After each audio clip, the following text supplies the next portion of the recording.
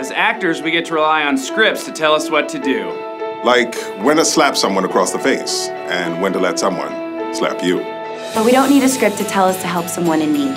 The SAG Foundation was founded to do just that, to help performers with life's unscripted moments and to give back to our communities. Over the past decade, the SAG Foundation has given millions in financial and medical assistance to SAG-AFTRA performers and their families. Last year, more than 25,000 union performers attended over 500 SAG Foundation Q&As, seminars, and workshops. And SAG Foundation Book Pals read to over 60,000 children in schools every month nationwide. Do you know how much SAG-AFTRA members pay for all these resources and programs? Zero. Zero.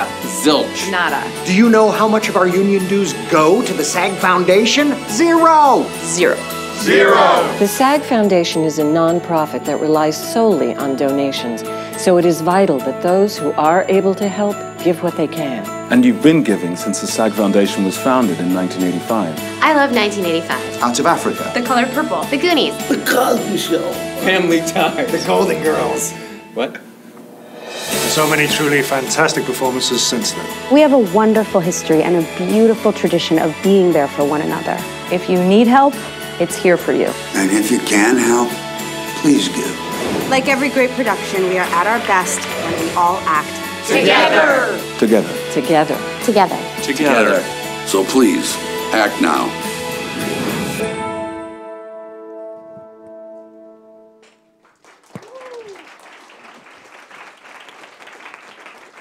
Hello, how are you tonight?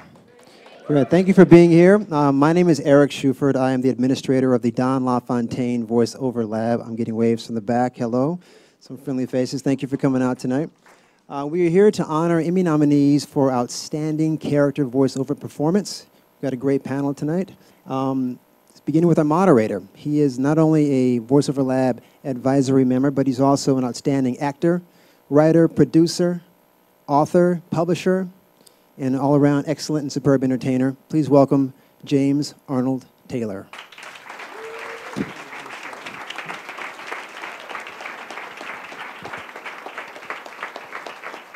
Hello, thank you. Thank you. Ah, look at that, a microphone and an actor. A voice actor, a dangerous thing. Are you guys all having a nice time? Are you ready to have a little more raucous time, though? Because this is voiceover. This isn't actors just talking about acting. This is voice actors. They can be thousands of different people. And I have had the privilege of being here at the SAG Foundation, and I did my one-man show where I got to be many different people. It's a show I do called Talking to Myself, and I did this a few months back. I don't know if anybody caught that. Cheap applause, thank you. And we did it right here on this very stage, and it was a great thing for the Don LaFontaine Voiceover Lab. We got to raise some funds and stuff, and I encourage you all, anytime these events come up and happen, that you take part in them, especially one that you've been hearing about already. Flying Aces. I feel like it should be Flying Aces. You know, that is the big poker tournament, right? It's coming up. Does anybody know when it is? Anybody? Come on. Do you have your flyers? See, I'm not going to do all this on my own. August 23rd, Saturday, at the Santa Monica Museum of Flying. That's right, very good. Robert Hayes will be there. You want to check that out. I'm going to be talking about it all night. I'm going to quiz you, okay? But first, now here's the thing. We could do the whole thing where we bring each one of them out and with the applause, but I want to give them all just a big round of applause. You know these gentlemen. You know their resumes. You know their work. They're amazing actors. They're amazing voice actors, and they are also nominated for Emmys here now. Very exciting. So let's bring them out. Ladies and gentlemen, Stephen Full, Maurice LaMarche, and Seth Green.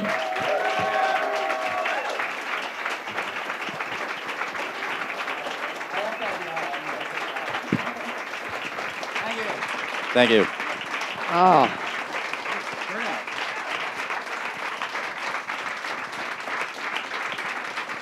Awesome. Awesome. I have to have the aisle. I have to have the aisle because I'm the fat guy. So. Oh, come on. Thank you guys for taking the time to come out of your very busy schedules and come out here to the SAG Foundation. Is this monitor big enough for you guys? You gonna be okay? Can't really. We have a very large monitor for you guys. Could use like 6 inches on either end. And say hello also to the people out there in the internets, because we're on there as well, right? We're running live. What's up, interwebs? Oh, yeah. Wait, there's a camera on us? There is a camera. I'm immediately freezing. I don't even think they're I cutting have to between. be invisible to do what I do. No, That's the beauty of voiceover. No, it's all right. We're going to be okay. And tonight I want to be, loose. I know, Seth, you like to just kind of just go by the seat of your pants when you do podcasts and panels and things. So tonight will be a little like that. So jump in where you want. But also I'm going to ask each of you some Saying questions. I'm undisciplined. Yeah.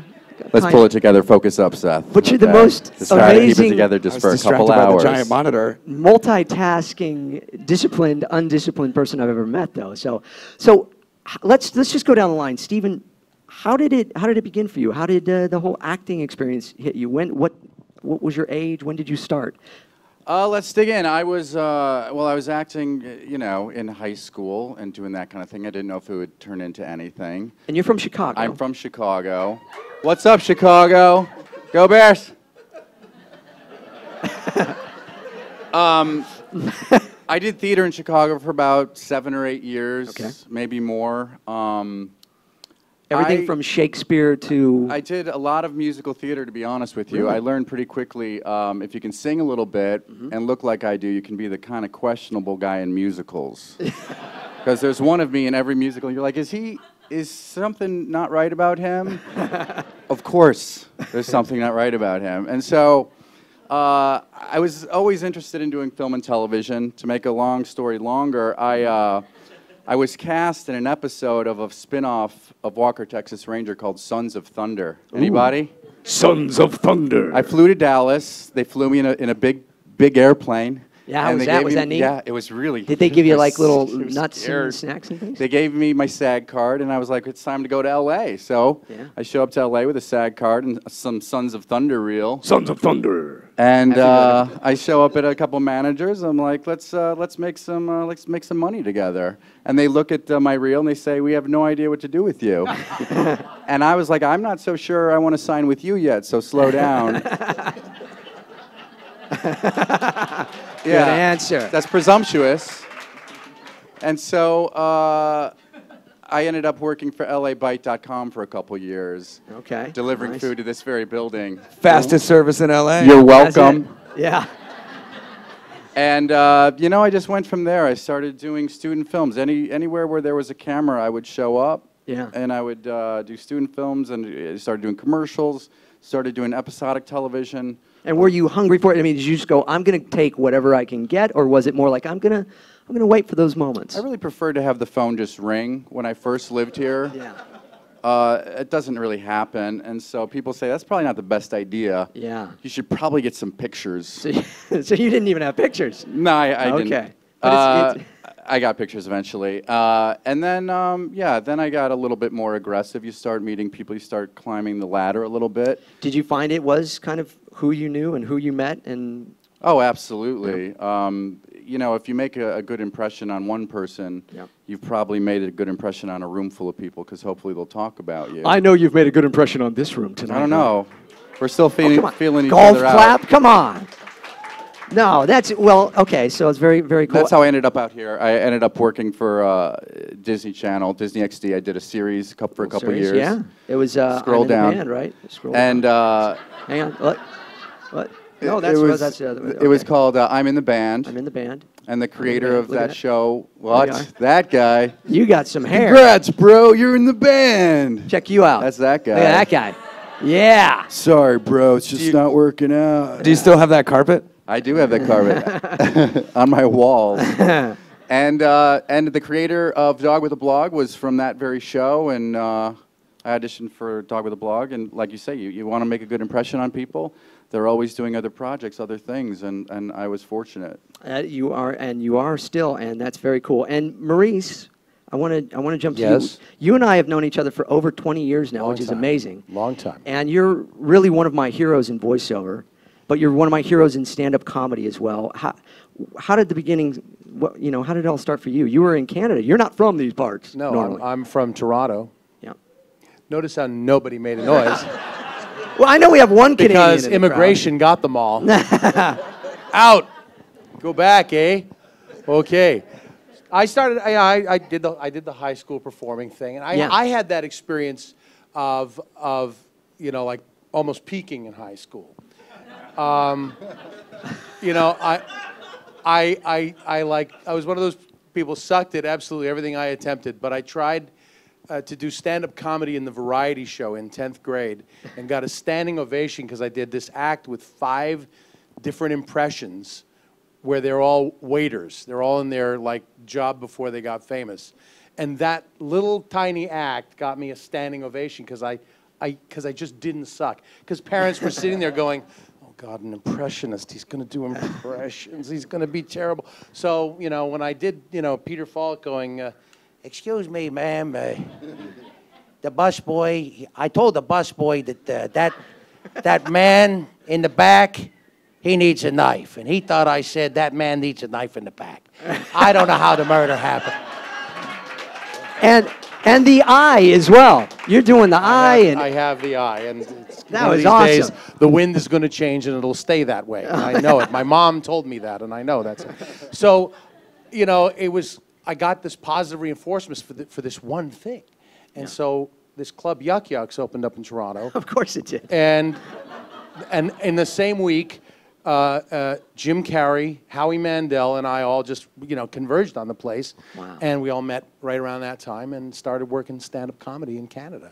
And I think we were among the first people to do stand-up comedy in Canada. Okay. And they had never heard of it they know what to do with it? They had never heard of it What's before. this, eh? There was radio, eh? But that was it, eh? So made the trek down here, did stand-up for the first 5 years. Voiceover was a closed door to me. Really? And, you know, I tried to get with a couple of agencies. But you knew Frank Welker, correct? And Welker helped me. I mean, he talked me up for a year before I got my first job. If anybody doesn't know who Frank Welker is, please look him up. Frank Welker is one of the, I mean, he's the voice He's only god. Dr. Claw. No big deal. Dr. Claw from Inspector Gadget. He's only Megatron. Freddy from Scooby-Doo. He's Scooby-Doo as well. You know, now he's Scooby. You want to talk about scroll down? Go to Frank Welker's listing on the IMDb.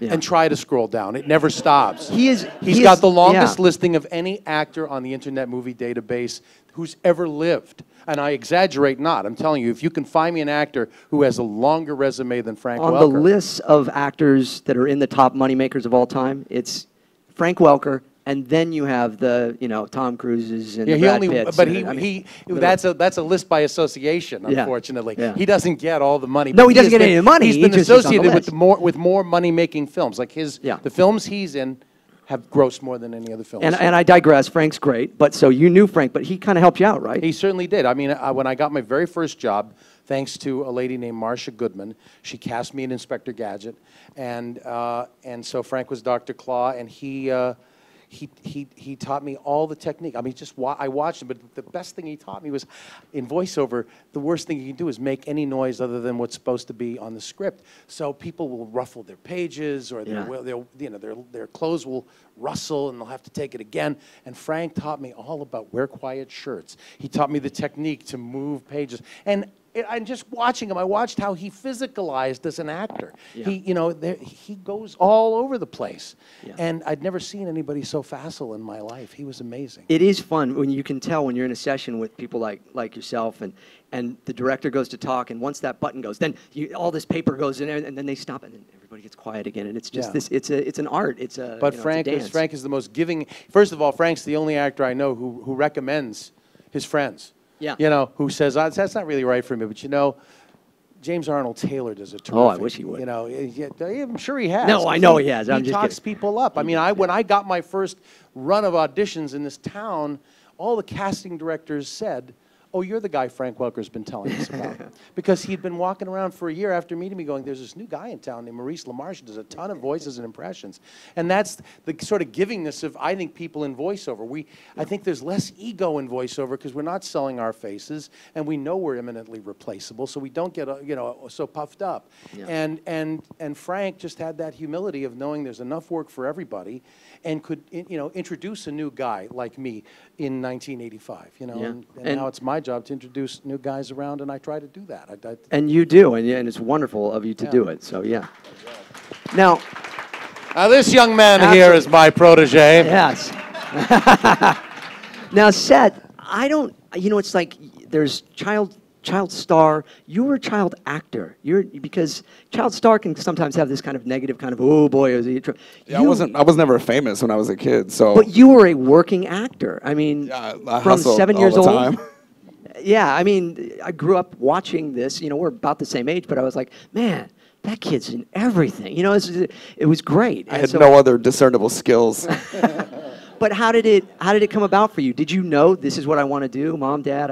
Yeah, it was almost exactly that, and I felt really lucky because I, especially after high school, was watching all of my friends kind of figure out what they wanted to do for their life, and I was already like 10 years deep into an actual career. I was just really lucky. But when I was 6 years old, I grew up watching cartoons, watching Sesame Street, watching all the Saturday morning stuff, desperately like impersonating everything that I saw, imitating every sound, every cartoon character, just trying to be all those things. And I didn't even know that that was like a job you could have. And then I think it was Electric Company or Sesame Street. They did a thing about the woman cleaning up the kitchen on the commercial, and now she probably does not like cleaning, even though she's smiling really big and talking about all the products. And they said that this is how people sell you things. They act like they like it. And I was like, act like you like it. And that, I was probably like 2 or 3 when I made that revelation. That really? Was actually, that was like a job that you could have. And so my sister and I, at that point, were just like putting on shows all the time in the basement. You're from Philadelphia? Yeah. Yeah. A couple of Philly people. All right. Yeah. We all got on a plane. So not as big as Canada, but that was a nice response. It's it's a colonial state, no big deal. But I got to do my mom was working at a summer camp, and I wasn't old enough to be a camper there, but all the teenagers, and I realize now they were probably like 15. Yeah. They were putting on a stage production of Your Good Man Charlie Brown, and I just hung out there watching them in the theater all day, singing and dancing. And I was like, I want to do this. This is what I do. And they wouldn't let me do it. So were you like 5 or 6 at this point? I was like 6, yeah. And so after I bugged them the whole time we were doing Charlie Brown, the next session they did Hello Dolly. And I was like, you guys, you got to put me in this somewhere. Just put me. I don't even know what it is. I'll do whatever. Yeah. But in drag, singing, I don't care. Just give me the play. And they gave me one line. So I'm 6 years old. It's at the end review, and I come running on stage, my little hat and suspenders, and I'm like, she's here. She's here. Dolly is here. And then Dolly comes up, and everybody does the big Hello Dolly song. And that guy. Oh yeah, that's me. Yeah. Oh yeah. Yeah, that's me. No fucking fashion sense. My apologies, guys. I was so cute. Combining like plaids with wings. What's happening there? Yeah, what is it? Yeah. But right then, like we did the whole song, and everybody applauded, and we all took our bow, and I was like, I'm pretty sure this is what I do. This is exactly what I do, because I never felt more like myself or like I knew what I was doing than in between those moments of like action and cut. Like that's usually when I'm like, oh yeah, everything's humming right now. Yeah, and it's been since. So there was. You rededicate yourself. I'm sure every actor has had this. Anybody that's acted for any length of time, you just consistently rededicate yourself to it. Because especially if you're a performer, it's like the most consistently torturous and emasculating experience. Like you're just kicked in the dick over and over and over again, and like constantly told you suck, and the ratio of success to attempts at success is so disproportionate. So, over the years, I have consistently had to reaffirm that no, this is what I do. I guess I'm not gonna. Well, you were like I'm not gonna try and be a surgeon. A character actor as a young man, as a child actor. I think that's really awesome. Thanks. I like, and you got to work with Woody Allen at a very young age. So well, all I had to be was redheaded to get that job. I'm pretty convinced. Like I look at all the kids that have played Woody Allen over the years. The one thing they all have in common is red hair. So I thought I was a leg up just by being in that slim category. Wait, were you which movie is this? It's Radio Days. Radio Days. Oh my God. Back in Julie Kavner, right? This is the same year that they did the Simpsons thing on Tracy's show. I remember you in this movie. You did another movie at that same year. It was like 1987. It was one of my favorites. Can't Buy Me Love. And it was 2 years later. Was it 2 years later? I'm like 12. I'm like 12 there, and I was about to turn 14 when we did Can't Buy Me Love. You were 12 there? Yeah. So so you and I share a lot in common because I looked like I was, about Oh yeah, no, that was the thing they told me when I first started casting was, oh, you look like you're 5, but you can read like a 9-year-old. Yeah. And I was You're like, gold, baby. You're gold.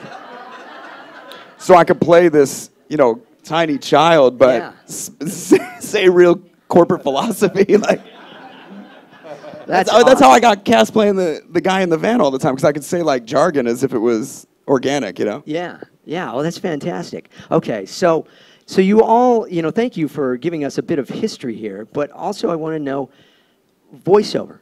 How does voiceover come into play? Now, Mo, we got touched on it a little, but how did it come to pass for you, Stephen? Was this like one of those things where a lot of actors, they go, well, I always got voiceover, I guess, if all fails, or, did you know much about it? No, it was a circuitous route for me, total side door. I mean, I did have a demo reel, and my agent, Arlene Thornton, who's here tonight. Thanks for coming, Arlene. No one else came. I told everybody not to come. Everybody. Carlos Alzraki, who was a client of Arlene's, he's amazing. He did an episode of I'm in the Band, and I said, would you do me a solid? And like Maurice was saying, it's hard to get a solid every now and then. Yeah. I think Seth and I are going to be the older I get, with each so other, solid. though. We're off to a good start. We've been high-fiving the whole last half hour. Chest bumping. That's great. And so, he dropped off my stuff with Arlene, and she ended up representing me. I'm like, look, I don't do this really, but thanks for taking a shot at this. Yeah. And she was absolutely vital in the Dog with a Blog happening, because I didn't know what the deal was. I didn't know anything about contracts. I didn't know anything about voiceover, really. Okay. Did you know, like, the stuff Mo's talking about, move the pages and everything? Was this, like, when you got in to do that, was it a whole new experience, or was it started in the booth at Arlene's with, auditioning, where you're like... No, I mean, I knew about that. I understand that moving pages around makes noise. I mean, all the... And there's a microphone present. Yeah. So. No, I mean, like, Wasn't all my the little first ins rodeo, and outs James. of voiceover. Did you kind of get that this was a different beast than what you had been doing? Yeah. I guess this is an opportune time to explain exactly how my job works. Yeah, I mean, it would be great if you could, but it's going to be one of the questions. But go ahead, do it. I don't want to get ahead of myself. Come on, no, don't. We want to hear, right? You want to hear? Yeah, because let's kind of set it up, because it's a talking dog. Yep. Interacting live. Yep.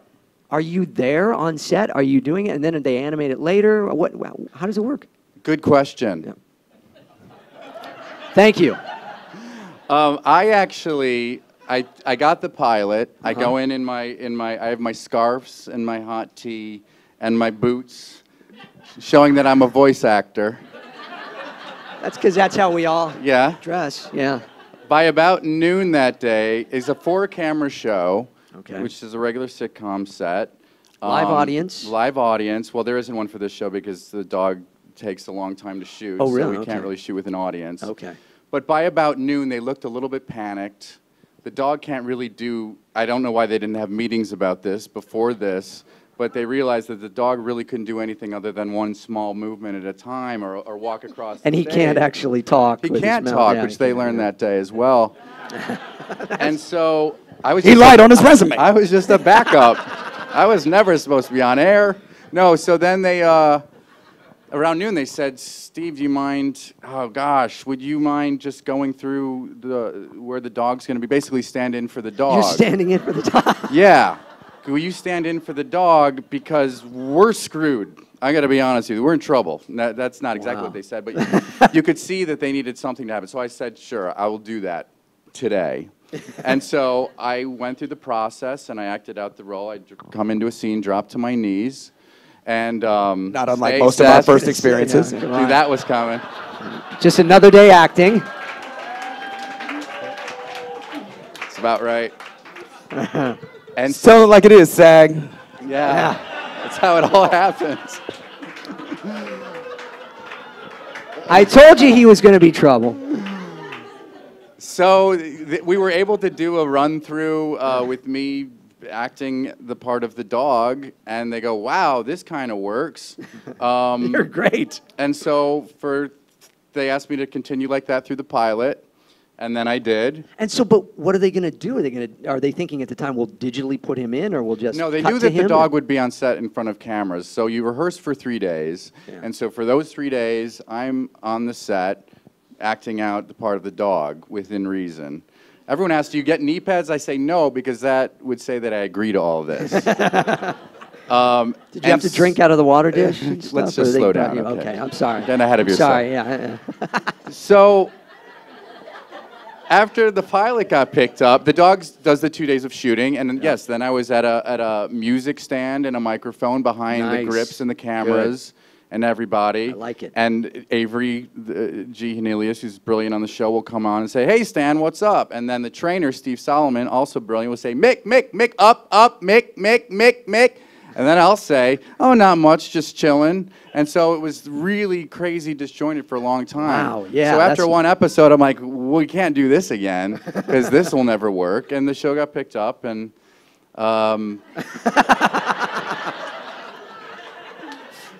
here you are. 3 years later, and the Emmy I'm on goes this very to. stage.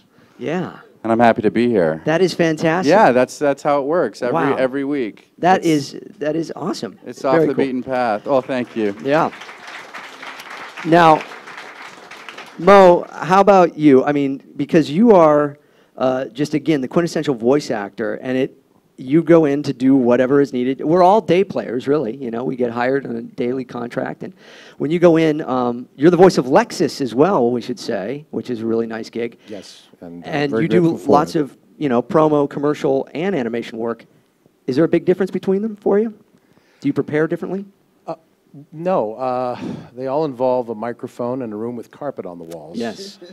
And that's where I start from. And then, I mean, with an animated show, obviously, as with like the clip you saw from Futurama,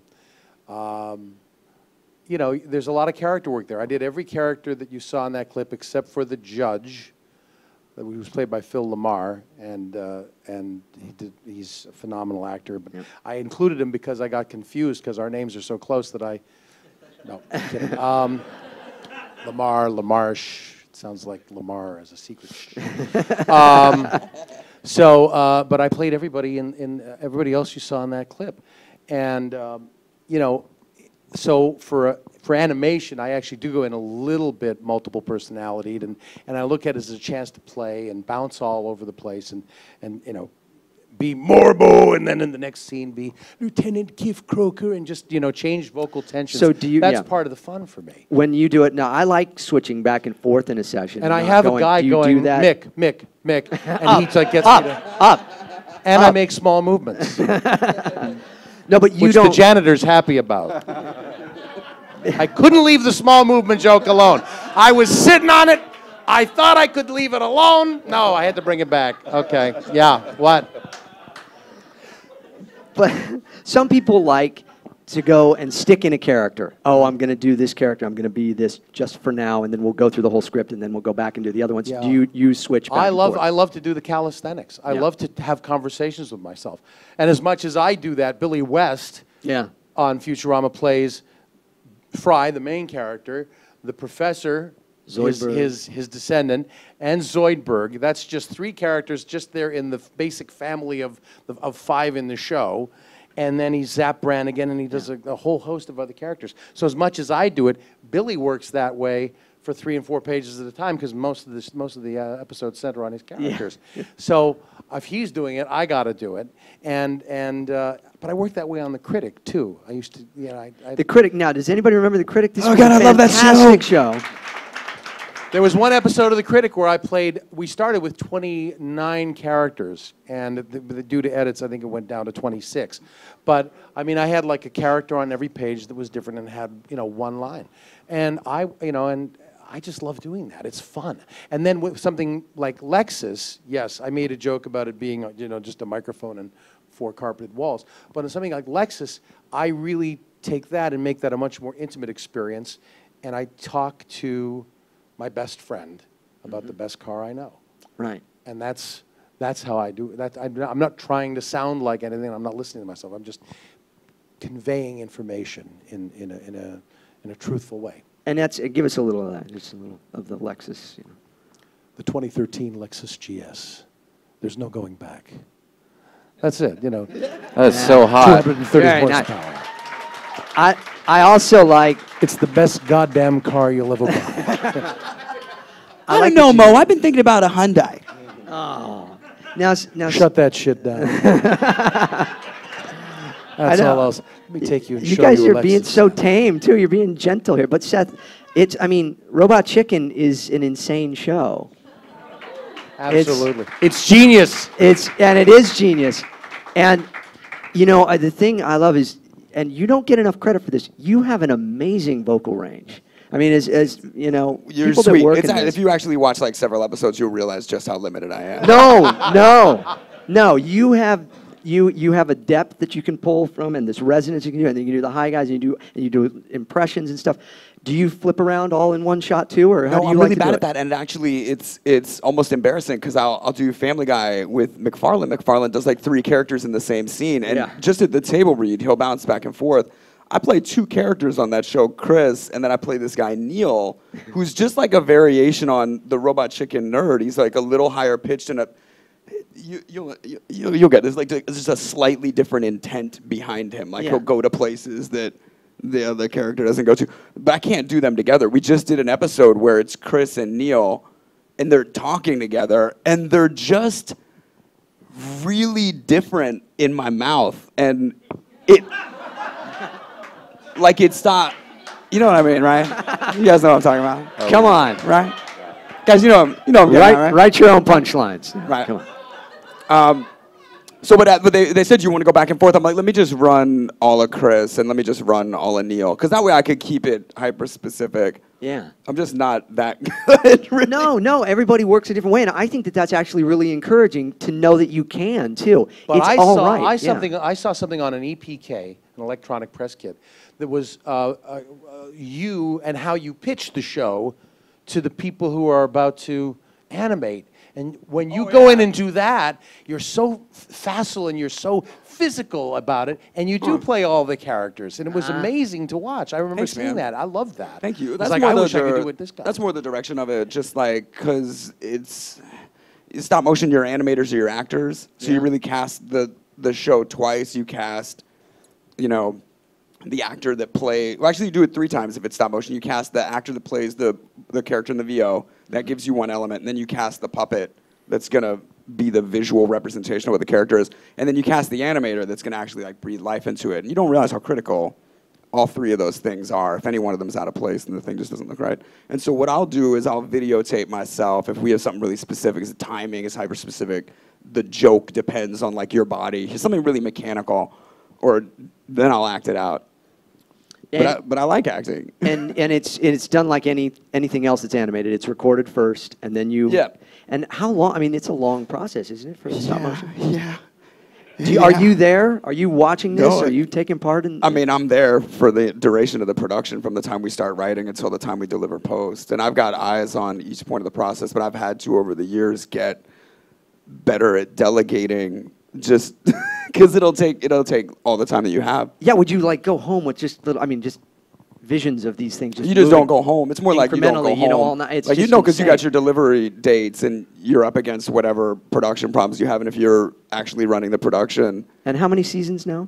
We just finished production on our 7th season 2 months ago. Yeah. Wow. It's amazing. Isn't that That's great? For a stop motion animated sketch that's show. the thing that I like to, because that just seems impossible. That doesn't seem right. The exact same thing that I got my ass kicked all through school for loving, which is action figures, resulted in 7 seasons of a TV show that I'm nominated for an Emmy about. Like that's you've been if there was ever two Emmys. Yeah. If there was ever advice that I could honestly give to anybody, it's just, hey, do whatever you like. Like, if anybody is going to tell you that's not the thing that's going to work, they're fucking stupid, because no one ever would have said this would work. I tried to sell this to everybody, and they're like, I don't see how that would work. And then we just made it, and all of a sudden people were like, oh, I see how that works. So just do your own thing. Do what you love. Do something that you will love working on, because at the end of the day, when it all goes to shit and all you can do is like have the product, you have to love that thing. You don't want to be stuck working on something you hate. And do you still do that with yours now? You shoot them first and then pitch them, or are you able to go in now kind of and go, well, here's my idea, and they go, oh, brilliant, yes, I can picture it in my head now. So that's the best money I've ever spent, is on proof of concept. Like, if you want to make something, it is very difficult to convey an idea to somebody. And one thing that I've learned is that the people that create stuff and then the people that pay for the stuff you create literally speak 2 different languages. So it's like, you saying, hey, I want to know where the McDonald's is because I want a cheeseburger, and then someone responds to you in Thai. So don't worry about their opinion. Prove it to them, because that's what they need. They need you to prove it to them so that they don't get fired when they bring it to their boss. It's as simple as that.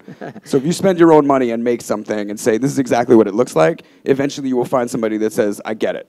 And you have an amazing group of people that you work with as well. And well, that's Senreich on the right. Matt's my partner. Yeah. We've been working together since '99. And then the guys on the left are John Harvatine and Eric Towner. Those are the guys I founded this studio with 2 years ago. Those guys were animators in our second season. They went off to run their own stop-motion shop called Buddy Systems, or the Buddy System. And then we teamed up with them for our 6th and 7th season. And you guys have done all right. You've done all right. It's really... But it's like friends making stuff we actually like and people that you want to work with. Everybody talks about nepotism, but it's really just familiarity. It's just knowing you can trust your team so that when you vouch for them, they're not going to prove you wrong.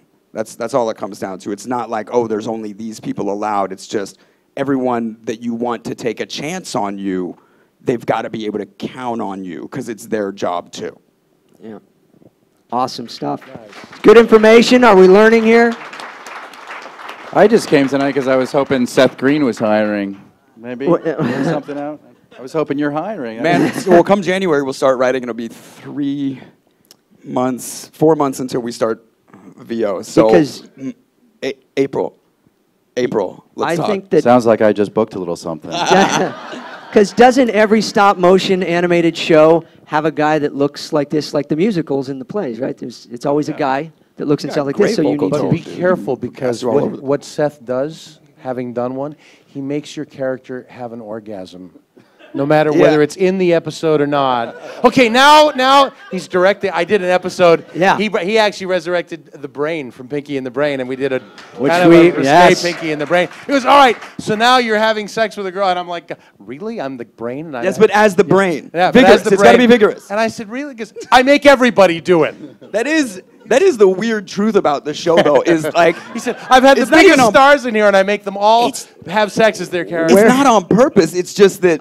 Yeah, sure. Like there's only so many female parts on the show, and typically one of the gags that centers around a female on the show involves sex of some kind. I don't know. It's just my writers. They're sex crazed, lonely people, and so as a result, every time I'm wondering. With this, so when right, but every girl that's come in, inevitably, I'm like, can you give me a more like emotional orgasm? Like it's unexpected at the same time that it's like, oh, louder, like you didn't want anyone to hear it, but it's got a lot behind it. And, like Maisie Williams would be like, okay, and I've got like everybody. Yeah, you have this in a vault somewhere at home now, right? You just put it on with music. And you know this is a SAG function, right? Yeah, this is yes.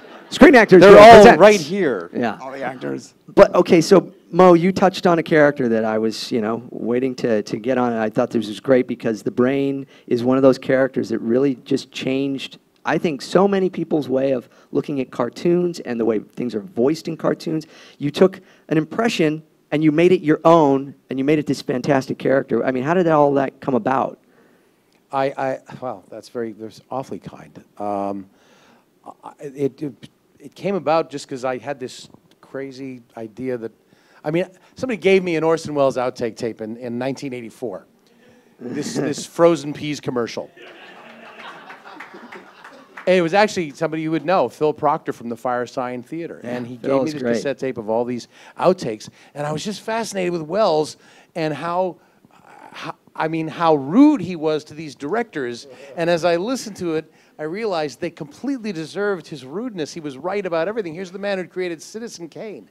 And they were telling him to emphasize "in" at the beginning of a sentence. And he said, get me a jury and show me how you can say "in July" and I'll go down on you. It's just idiotic, if you forgive me for my saying so. So I just parroted this thing. I listened to it back and forth in my car because we're stuck in traffic a lot in our jobs. Yes, you do a lot of driving. So, I mean, I just thought if I could get my pipes to go that deep. That's Rob Paulson who plays. That's Rob Paulson who plays Pinky on Pinky and the Brain. And so yeah, we're there, and I think that was the year that he was nominated. And you've been nominated a couple of times. I was nominated for that for Pinky and the Brain. Did not win. That's all right. But I was It's okay. It's all right. It's all good. So I'll get off that picture now. So you go in and did so they I go in expect and this? there's this design of this character, the brain, and I think it's Orson Welles. And I know they're sick and tired of me doing this Orson Welles thing because I would warm up with it. That would be my warm up. It opens up the chamber the most. And so I thought, oh, they've created a character for me. Was the that description? was my hubris. What was the description? Do you remember? It was just megalomaniacal, genetically accelerated lab mouse with super intelligence who wants to take over the world. But the model sheet was the most informative thing to me, and I still, to this day, I work best when you give me a model sheet and show me what the character looks like, because I kind of try to like crawl up into that as though it's a costume and become the guy. So when I saw the brain, I went, oh, it's Orson Welles. It wasn't, they didn't have Orson Welles in mind, they had Tom Minton in mind, who was a writer at Warner Brothers Animation and previously to that at Hanna-Barbera, who happened to look like the brain. And anyway, long and the short of it, I did Wells. They went, that's exactly what we want. They didn't see anybody else for the character all day. Really? I was the first and last guy to read for it.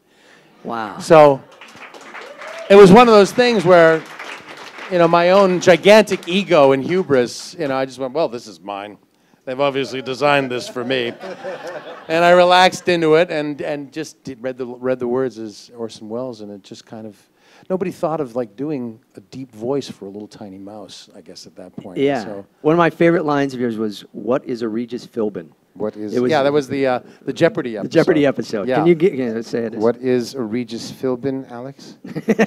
Pinky, if I could reach you, I would hurt you.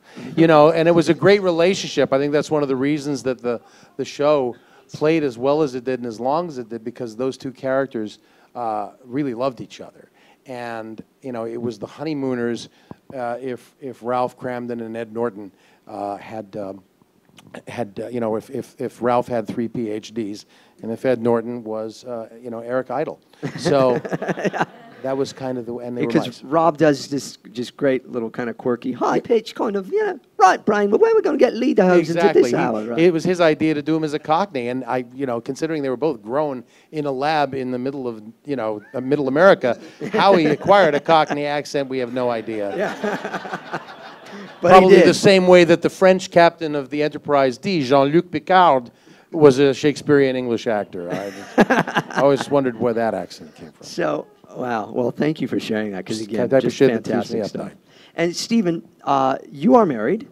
I am indeed. You are married to a very talented actress as well. Indeed. And can you, Annie, can you give a little information about Annie? Yeah, no, I can't. No, okay, sorry. Annie Wirshang, you might know her from 24. She's on the show Extant right now. Yeah. Extant. Wow. Extant. Extant. They can't Can you really say it however you want to say it? Absolutely. I think they're pronouncing it Sade. Yes. Oh, it was a late night. Look at you. In that photo. That's what I can get on, Google search. He shouldn't have a child. Yeah. But she's lovely and a wonderful actress. Very tautalented. We met How did that in all Chicago. happen? You did, really? Yes. Okay. In the theater scene. We'll leave it at that. Giggity. And we both moved out here around the same time. You weren't married then at the time, No, obviously. we weren't. And, we started dating out here because LA just seemed like an awful place to date. And so we knew each other. So you thought, so we're why like, not? let's just date each other. That is not is that really totally true. That's not true at all. Okay, she's amazing if you saw her. And yeah, we've been together for a long time. We've been married for 5 years. Congratulations. We have a couple kids. Very nice. Young Freddie and little Ozzy. And yeah, we ham and egg it pretty well in the business. It's a tough racket to do as a couple.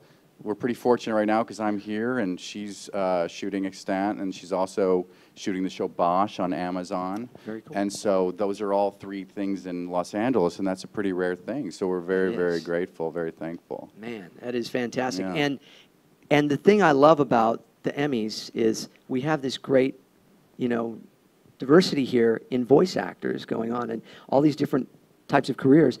Now, do you think you'll get into more voice acting? Do you want to do more voice acting? Has this show given you kind of the bug of, I want to do more VO? Oh, of course, of course. I would like to know what it's like to just go into a studio. Yeah. and just do it there. Ask them. Ask them. They're right there. How do you Just- guys do that? How do Go you ahead. get the jobs where you don't have to be on your Make knees my all job the time? Lots of. Like how do those come up often, or is it mainly what I'm doing? It's all still favors and Yeah. So on your knees. a lot of hand and mouth stuff. What the? I'm really in awe of them, and to be totally, I am. Do I not sound sincere? I am. They're still stuck on the hand and mouth stuff. Wait a minute. No, well, you know what? Let's talk about some of the other nominees. We have some other nominees that they're not here, and so let's talk about them. Chris Diamantopoulos, and Seth Macfarlane. He's the Who's new that Mickey guy? Mouse. Seth Macfarlane. Chris, has anybody heard Chris as Mickey Mouse? He's fantastic. It's one of those things where you go, oh well, they got a celebrity to do a character, a famous character. He's really great. They did these great shorts that are fun and they look old school, and he's doing a great job. The art on is it. beautiful. Yeah, really cool. And then this other guy, Seth Macfarlane. I'm not familiar with him, but Copier. He copied. Yeah, you. right. He copied your name.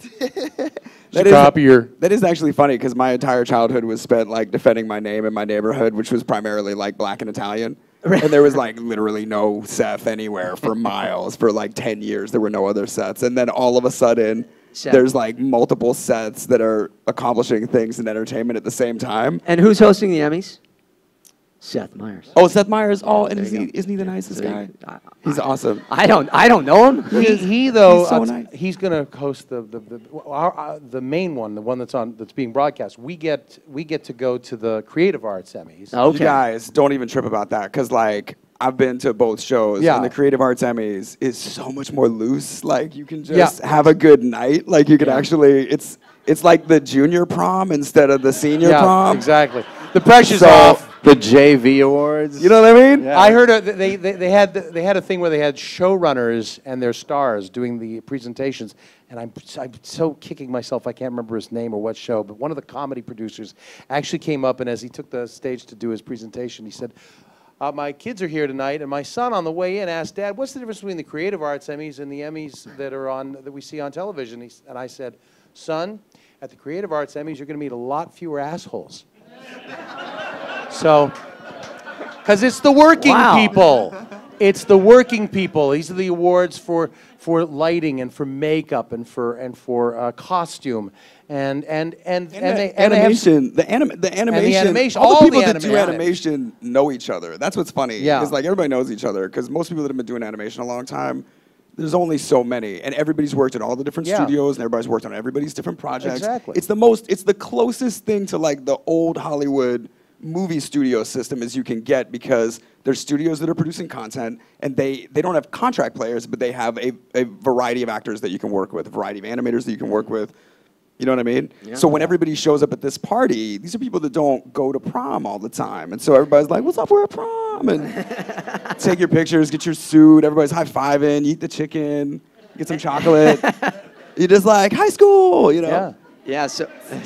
And then really fun. And it almost, like it genuinely, last year was the first year where I was like, it really doesn't matter if we win, if they keep inviting us. Like if we keep getting to go to this party... It just doesn't matter. That's pretty cool. No, it's actually like, you know, when you go to prom in high school, you just want somebody to go with. Yeah. If you get invited to the Emmys, you get to go with all your buddies. That's pretty cool. And it's like, hot damn, we're at prom. And you look around, it's all the other people that are doing the same thing. They're usually people you like, making stuff that you actually admire. And so it's like, hey, what's up? Yeah. Great year, man. Absolutely. That was awesome. Yeah. Do you guys want to eat this chicken? And you all will suit up. You'll suit up. You'll get in a black tie and all. Is it black tie? Oh yeah. Absolutely. We want those pictures to look good. Your mom's gonna keep them. Yeah. And then I got to say a word. Harry Shearer was nominated. Yeah. And just an amazing voice actor. And the only I love that he doesn't the have a only picture. actor from The Simpsons of the core who has not won. Is that right? Is that true? He's never won. We were talking about this earlier because the first year that I got nominated. Oh, and we were talking about this too. Dan Castellaneta won that year, and it's me. Homer Simpson, if everybody. Yeah, I mean, like among other things, just a brilliant VO guy. And so I'm sitting there, and Simpsons has already been on the air for 20 years, and they're calling all of our names, and I had that moment where I was like, "What if it's me? Like, what if they call my name?" And then they called Dan's name, and I remember even in my head going, "Of course." Yeah. Right? And then the announcer says, this is Dan Castellaneta's third nomination and first win. And I was like, yeah. That's right. And did they have the camera on you at that time? Probably. Well, they had the camera on me before when I was going like, yeah. But here's the other weird thing. I'm looking at this list and I'm realizing, because when you do hear your name, yeah, you know, as soon as they say the first letter of the name, like I did manage to win a couple of years back. twice. But the first time, yes. Come on. But anyway. The first time you hear the first syllable, when you hear the m, you go, oh my God, no, and your heart starts to pound. But as you hear R, you go, oh shit, it's me. But with you, they got to get to the last name. Because if you hear a Seth, you're gonna sit there and go, is it me or Macfarlane? Oh God, you know. And he and I will be sitting there like Miss America contestants, like.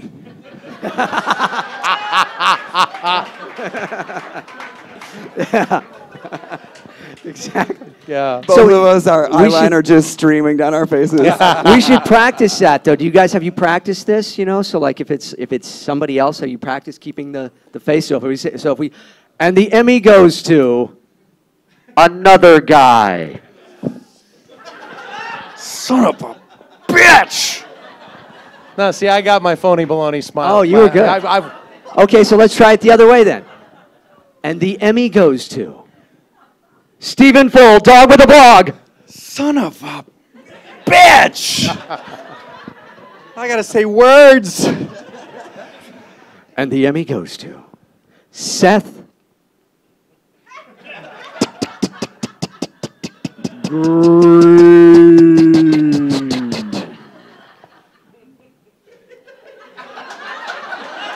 Dun da da da da da. Dun da da da da. Dun da.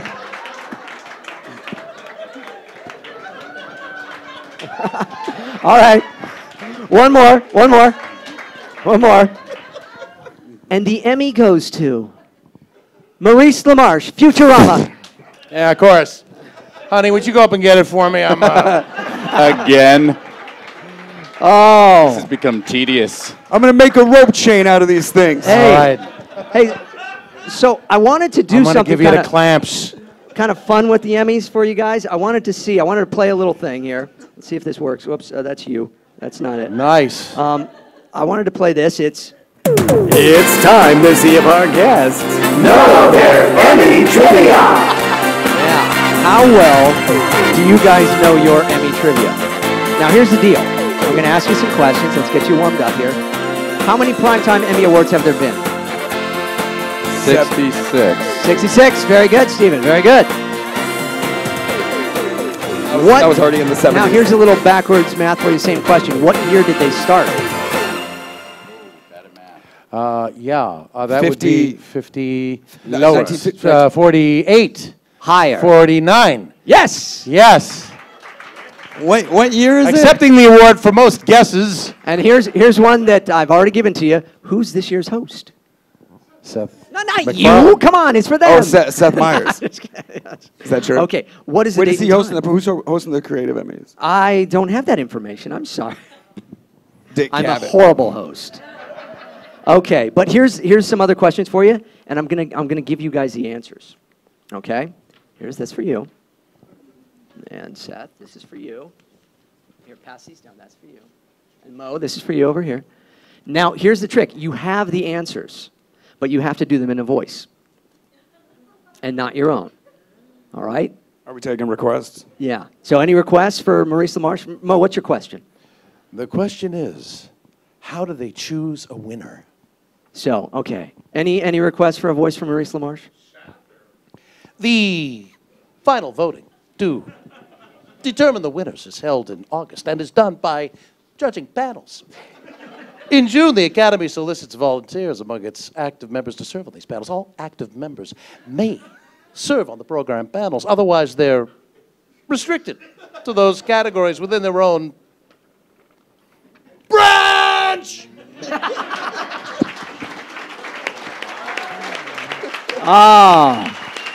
I guess I should have The pressure You is should have on. closed with Should have Mo. closed with Jesus. Mo, I know. That was the original. That was the original plan, and then I got excited. I was like, oh, man, this is great, because I figured he could tee it up for us. But, Mo, why don't you read the rest? No.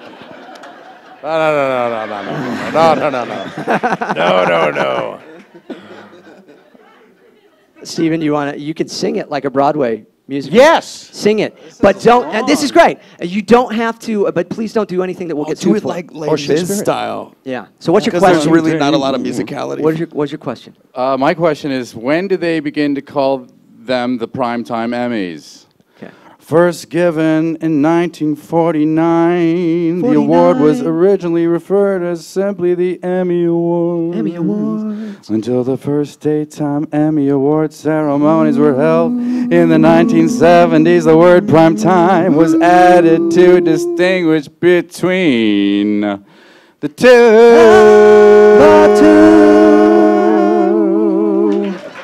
Yeah. Very nice. He's here all week, Stephen Foley. Try the veal. Very nice. So now the pressure is on, my friend. Good gosh. Okay, how about Chris? Oh, Chris? Yeah. Okay. Yeah. Now, and then you got to tell the story of how you came up with that voice. All right, how does a show become eligible? Among the primetime Emmy rules, a show must originally air on American television during the eligibility period between June 1st and May 31st. In order to be considered a national primetime show, the program must air between 6 p.m. and 2 p.m. and to at least 50% of the country. Yes, to all of that. Very nice. That made my night. Maybe my year. Nice. Oh, that's Now- awesome. Thank you guys for playing with me there. And Seth, there is a funny story. That voice. Now, you walk in to audition. But that's kind of like your story, where something Yeah. I was just doing became the thing by accident. Like my buddy and I were talking endlessly about how awesome Ted Levine is in Silence of the Lambs, and how like iconic that character was for something that was so strange, something so weird and awkward. He was the killer in it, for those of you that Right, so Ted Levine, a brilliant actor, played Buffalo Bill in Silence of the Lambs. He's the guy that is the killer. And so when Spoiler alert. Whoops, Right. Spoiler alert. I guess If we you should haven't have seen said the that movie, first, right? Spoiler alert. But Jodie Foster shows up at his door, and she's like following some really flimsy lead about somebody that might have shown up and like dropped off a business card. She doesn't even realize that she's got the killer there. And she's like, "Excuse me, sir, do you remember this woman? She came through, she lived in this area." And he goes,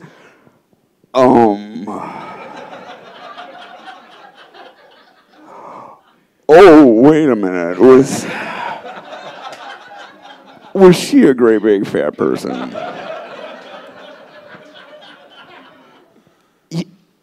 "Yes, sir, she was a large girl." Okay, I think I got her business card back here or something. And so... disturbing, yeah. And then he's doing that scene with the lipstick, and he's like, "Would you fuck me? 'Cause I fuck me so good." And it was so weird. And so my buddy and I were doing that, like imagining Buffalo Bill, because he really kept his cover for quite some time. Yes, he did. We imagined him like working like part-time jobs and how he was hiding in society. And we were at KFC one day, and we were like, "Can you imagine Buffalo Bill's working in there, just in his cover? Do you guys want a bucket parfait?" And So I had this audition for like the best script that I had read in forever. And honestly, I read the pilot for Family Guy, and it was just a regular audition. But that script was like, it was written just for me. It was like everything of my generation, everything that I thought was really funny, all my types of humor in this one pilot. And my buddy was like, you should go do Buffalo Bill. And so I went in on this audition, and the character they had drawn, if you look at him, he just looks like a surfer kid, like a baseball hat surfer kid. And so apparently everybody came in the room and was like, "What's up, Dad, bro, broski, brewski, dude, Dad, I think I whatever, did that. bro." Right, and I did the same thing. I was like, "What is he, a surfer dude?" Like, "Oh, just hang loose, hang loose." And then they were like, "Okay, great, thank you." And I was like, "Hey, can I try something really stupid?" My friend dared me to do this. Have you guys seen Silence of the Lambs? And Seth Macfarlane was in the room, and he was like, yeah, of course I have. And I was like, let me just try this. And so I did it. And it was just so weird. It was just so weird. And if you watch the first couple episodes of Family Guy, the voice is so much deeper and weirder and more like menacing and more like, what are you, about a size 7?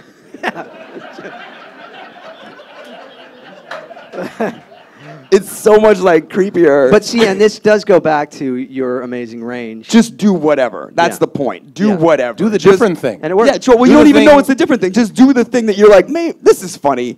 Yeah. And D. Bradley Baker has the same story with American Dad. You know, they had Klaus the Fish, and they wanted him to be French, and everybody D, was who does French. not get enough credit for Clone Wars, by the way. Yeah. D, who was so amazing on Clone. Not that you're not, because you were awesome on Clone Wars. Yeah, but like what thanks, D thanks. did on Clone Wars, he played all of the clone troopers and all of their varied personalities and personal with trauma. the same and it's voice. so deep. So he had to keep the same voice, but he had to give each one of them their own character, and he did. he was It awesome. Wonderful, and he was nominated for an Annie on that as well, and the show just won an Emmy too. So finally, after it went off the air, so that was nice. Awesome show. Nice for all of us. But yeah, so and we got to work together on Clone Wars quite a bit, and you did some great characters on that, and we have me. You're gonna shout me out on Clone Wars you were when great, you're man. like killing it. You're gonna Thank you. pretend. It's very nice. But we also have something in common. We've played the same character. I was Leonardo in the Teenage Mutant Ninja Turtles movie. I know. And now you are the new Leonardo on the Nickelodeon cartoon. It's like one of the most exciting things that's Is ever it pretty happened to me. cool? Yeah, I Yeah. love the Turtles really deeply. And It's you know, a- sharing that mantle with all the other actors that have gotten to play It's these an parts. amazing It's like thing, a really yeah. cool club. And it is a very Yeah, cool club. I feel very privileged. Well, you should, because it's a great character, and you're just gonna kill it too. So I think it's gonna be great. And Mo, you and I have a commonality in voices in Fred Flintstone. We both voiced Fred Flintstone. Yeah, I did it. Mine was a one-off. I did Fred for an episode of Harvey Birdman, Attorney at Law, which was the concept was that the '60s Hanna-Barbera Hawkman ripoff character Birdman just quit being a superhero, went to law school, and became a lawyer, and began defending and representing all the various Hanna-Barbera characters. And so in one of the first episodes, Fred Flintstone, the conceit of the show is that he's actually secretly a mafia guy, and that the whole construction, you know, the quarry, that's all a front. And so I had to do, they said, we want to do like the Alan Reed Fred Flintstone, but mix in a little of that Gandolfini kind of like, you know, seething under the, you know, that slow burn, that Ashita thing. So it became like, all right, Harvey, it's your funeral, if you know what I mean. My wife. Do you see shoes on her feet? What does she know of the work we men must do? So, Very nice. Very nice. and you Fred Flintstone for the Pebbles. For the Yeah, Pebbles I cereals. was Fruity and more Cocoa so. Pebbles for I worked years. with Henry Corden for many years, and Yeah. now it's kind of a combination of Alan Reed and Henry Corden, and you make it one kind of yabba-dabba-doo. It's Fred Flintstone right there. There you go. So That's awesome. now, and then Stephen, we have a commonality in that I've voiced dogs before, Yeah. and you're now. How much of I did a dog too. How much of Stan is? I know you did. You know about that dog show? I checked out the footage. Did you seriously? 'Cause I'm like, did anyone else do this? Seth Green did this. But it was like the weirdest. It was like a bully kid who was cursed You're like in by a purgatory gypsy. of some sort. And you Right, got and he turned had into to a do dog. 100 good deeds in the body of a dog, Right. and it was called 100 Good Deeds for Eddie McDowd, maybe. And I played the bad kid who was cursed to live his life as a dog. As a dog. Wow, and you're the bad No, actor. no that's cursed to missing, live no his life missing as a dog persons now. report filed in the same neighborhood. By the way, parents apparently didn't. They just abandoned the concept of having a child. And How much of you is in the character, and do you change up? Do you and do you get to have fun with it? I do. I think they write a lot to my comic sensibilities. I think it was a good fit from the beginning. Yep. So, and yeah, they throw in tricks that I do. You know, Roll over, play throw dead. in tricks for me. Yeah, they let me sing a little bit. Yeah. And do girly screams, and they definitely write to me a little bit. Do you have to do much pickups afterwards? Yeah, And- actually, I go in, so we do 3 days on my knees, and then 2 days at the microphone. That's your autobiography, right? 3 days on my knees. And then the following day is we clean it all up whenever the trainer was yapping his face all over my lines. Yeah, that would happen quite a bit. It happens a lot. Yeah. It happens a lot. So that's when I actually went and watched, because that was trouble for me a little bit, because I'm used to being so interactive. There's a lot of solitude in the studio. You got to really, really trust what you're doing. Yeah. And even stuff that I'd rehearsed for a good solid 3 days and shot for 2, I'd get in the studio to clean it up, and nothing feels organic. You really have to get in a world of your own. And is it animated at that point? The show's The not lip flap? animated for a while. They do all the stuff with the dog, and then everything is sent off to animators.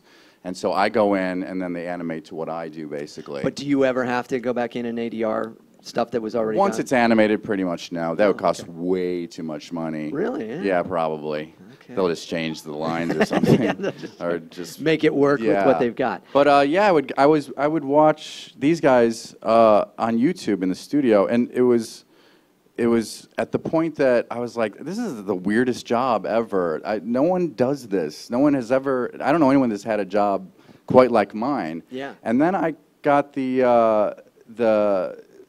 DVD extras on Rango. Uh-huh. And Johnny Depp and the kids in that movie were like running around, looked like in a church basement, putting like an eye patch on or holding flags up, and they acted out the scenes, and they caught the sound like that. And Seth did that as well, right? With Mars. Oh, Marcene's Mom was like traditional motion capture. That was the full suits in a volume. Like we all just looked like spandex crazy people with mandibles on our heads. It was like you're in a massive white space with a couple hundred cameras, and everyone's wearing these black suits with dots, and then they animate over. That's yeah. Similarly, well, it's I similar. mean, I don't think they did like pure mocap on Rango. I think it was more. Yeah, it was they just acted more it out. animated, Just but they did grabbing it for the sound. reference. Yeah. And so I was like, they went through a whole process, like organic, give and take, happy accident process. That's like where the Wild Things are. They did something similar. Yeah. Like got all the actors to actually act it out before they shot with the people in costumes. Because it gets lonely in that studio. Does it get lonely? It does get lonely, and you do have to create a world, and sometimes it's just you because the other actors have got, other gigs, and so you kind of have to go a little insane and paint the cells in your mind. And you gotta trust who's on the other side of that glass too. Like you really need a good partner or director. Absolutely. And it's great when you've got you say partner, like to go back to Pinky and the Brain. Rob and I never did an episode where we weren't together. We never picked up our lines separately. What a treat. Because we had that chemistry. That's really? awesome. That sort of thing. I just realized, though, I don't have a dog story, but I was the voice of a cow.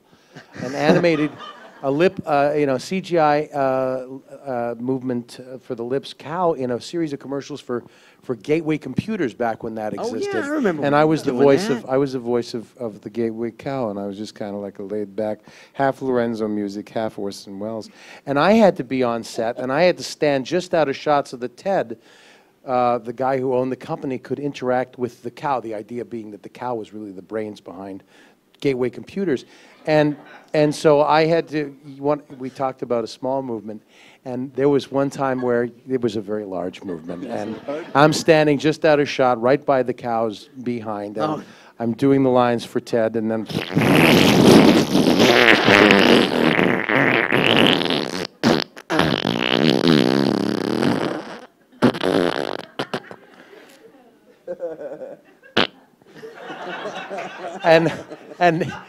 and all that came with it. And it was like I had never, I thought to myself, I'm never working with an animal again like this. This was unbelievable. And that was just the owner of the company. Exactly. But no, I mean, here I am. And I thought to myself, this is show business. I'm here with a billionaire and a farting cow, and I'm reading lines for scale. And I'm working, baby. Yep. And it was. But now let me ask you guys about that. You talk about the importance of a great director. What do you do when it's not a great director? What do you do when you're in that situation where you kind of have to punt? You got to figure it out. Every director I've worked with has been great. Yeah, not to. I mean, I know they're all watching. But I mean, no, but there are plenty of directors that don't give you any advice, that don't give you anything beyond like, hey, do it 3 times in a row. Right. Which can be reassuring in one case, like. either you got it the first time or their requirements of you are so limited that it doesn't need to be specific. But I think just same with voiceovers with on camera. If you got a director that's not giving you a ton of information, don't go out of your way to overdo it. Just like do what you think makes sense, and if you're doing it wrong, somebody will stop you. You hope. Is there ever a time, you know, you guys told stories of putting it out there, you know, like with Chris and with Brain. Are there ever times where you feel like that and then you get a sense from the room, I'm not going to go for it? Oh, yeah, dude. It's like 90-10. The success to attempt. Any performer that's just the ratio. Yep. There's no other way to beat it but like to keep swinging. Everybody I know that's still doing this after any length of time, it's just because they haven't quit. It's really that simple. Yeah, it's an insane amount of failure. It is. And rehearsing, the way I would get to rehearse, you know immediately if it's not working. They're either laughing or they're not. I think that's why after that, to go in a studio and no one is giving me the love and rubbing my shoulders when it's over, it's a little sad, frowny face. Do you mind? I don't know how long we've been up here, but it feels like 6 hours. Oh, thank you, Maurice. Oh, God. Okay. I'm ready to get back after this thing. Let's make some comedy. So tell me about voicing. Yeah. So yeah, you know immediately, and Yeah. like Seth has alluded to, it's mostly failure. Yeah. But is that the right word to use, though? Is it just? Yes. I like to say attempt. I don't think you can do that. I think you have to just say, I wasn't the guy, it wasn't my turn at the table. It's a little different. That is the in most voiceover. involved way to look at it. And that, like when you get to that place if you direct stuff where you really realize that it's not personal. It has nothing to do with you. You're either the thing or you're not. You could be crushing it. You could be and your hair's the wrong color. You know, they just want a blonde that day. We need a black guy. You know, or whatever it is. But I mean, I could be that. I could be that. I know, but you know, you go. I've learned, and this might be the greatest skill I've got as an actor. I've learned to completely forget about the audition as soon as I walk out of it. Yeah. And just go in and give them my best and make sure they have a little fun and then go and have lunch. Yeah. And forget the hell about the damn thing. To the point sometimes where when they call me for the job, I go, did I read for that? I've learned to push it out of my brain because everything I can do to get myself in the job occurs in the room and I leave it there. And that's it. And I don't look at myself as not good enough, fired, almost, got close. I leave that all behind. You have to, and it's especially in voiceover too. It's where and pilot season and stuff. I mean, there's so many things. Like right now, there's jobs that you're doing, and you go, okay, so you do this presentation, and you get paid for that, and you go, great. And if it goes, we're going to do 65 episodes. You're like, great, but you have to walk out of the room. I had an experience like that today, where they said we're going to do 25 of these if it gets picked up. So you go, okay. I had a good time and I got paid today. That's what you have to do. And let it go. You can't live on that. You know, I mean, it's like with the Ninja Turtles, when the TMNT that we did, you know, everybody's like, oh my, you guys are going to be swimming in money and toys and all this is going to be great. And then it was just like, it came out and it did very well and then it went away. And you have to go, okay.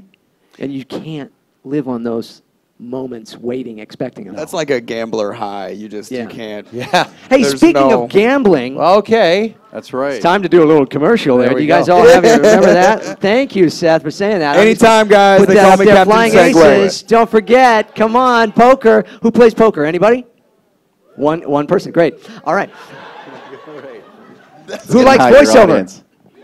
Oh, see? Well, guess what? Bunch of voice actors are going to be there. I'll be there. I'll do some voices for you. It'll be great fun. All right? Flying Aces, Saturday, August 23rd, 2014. Okay, make sure you see it. Okay, guys, do you want to, you know, we're having fun here, and I was thinking that maybe it's also time to... It's time for a phony photo memory. Phony photo memory. A phony photo memory.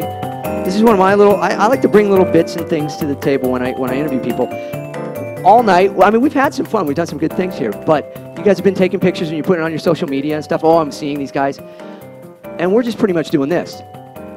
Well, except for that near yeah. fellatio we had. So we kind of already blew the bit. But let's come up with something now that really makes people want to be here at this event. So Oh my gosh, can we just pose a fist fight? Yeah, let's pose a fist fight. Wait. So, okay, you guys, if anybody has your cameras ready, then get your cameras ready.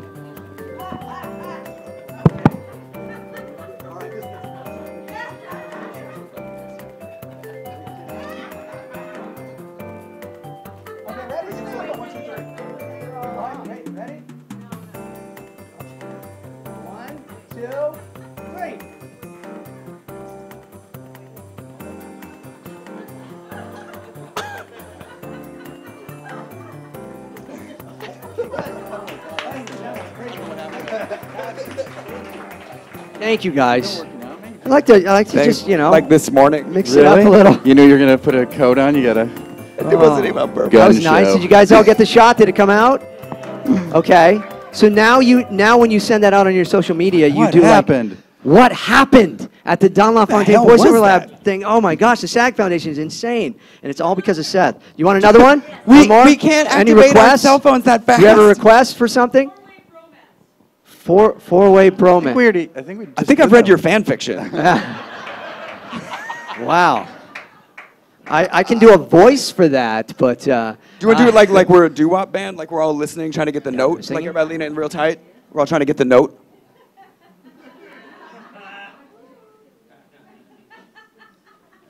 Okay, we got it? All right, that's good. I like that. That's nice. You guys are good sports. Thank you. I'm having a weird dream right now. You gotta Like this mix is it actually up. happening. We've got an audience for it. So, Maurice, Yes. not just voices, but you showed us some sounds, but you have been hired. Like you have a cameo in the movie Elf, for example. Well, it's an audio cameo. Yeah, it's an audio cameo. Yeah. But So we've tell us done about one this. disgusting noise tonight, so Yeah. I'll do from the other end. This is a specialty that not a lot of voice actors can do. I can't just You do it on think? cue, and you can, and you've stunt doubled for many of us. I have a sound that I've been able to produce and get detentions for since the 6th grade. I have this way of turning my tongue inside out and making each cheek an echo chamber. And I originally folded up one of those plastic pukes in 6th grade and like hit it in my palm and just went like this. Teacher, I don't feel so good. I feel kind of and the puke hit the ground and she was like ready to call the nurse, and then I went, ha ha, it's puke, plastic puke. I was kidding, and it was like, how did you make that noise? The teacher said, I'm going to give you a detention, but I want to know how you made that noise.